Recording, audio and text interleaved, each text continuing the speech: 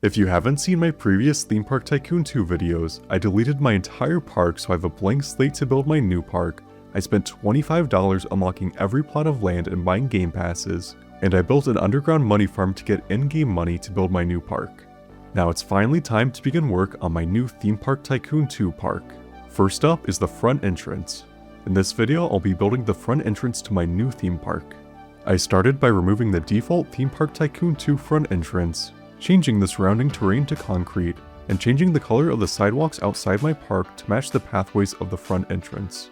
I had a couple front entrance designs in mind to start with. I was considering building a front entrance similar to the one at Kings Island or similar to the one at Cedar Point, but as I gave it more thought, I began to lean more towards the ones at European theme parks, like Europa Park or Energylandia. As you will soon see, this front entrance design is heavily inspired by the front entrance at Energylandia. This is obviously on a much smaller scale than the real front entrance at Energylandia, but the basic shape and style of the front entrance still translated pretty well to Theme Park Tycoon 2.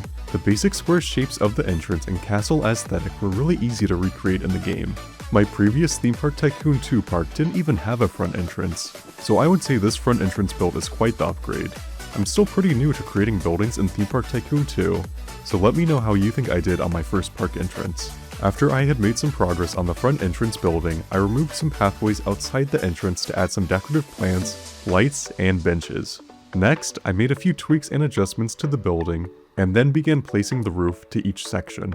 I added the castle trim to the rooftops, finished the roof, and added some flagpoles to the top of the building. I also added some lights to the interior of the entrance building to keep the building lit in the dark. Now that I had the entrance building complete, I moved my focus to buildings that would accompany the front entrance, such as the ticket sales building and the public restrooms outside the park. These buildings were relatively easy to build. There were no complex shapes or anything, they're just basically rectangles with roofs.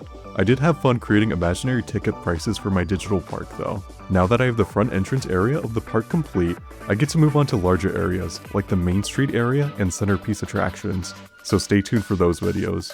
Like always, thanks for watching, and I'll see you next time.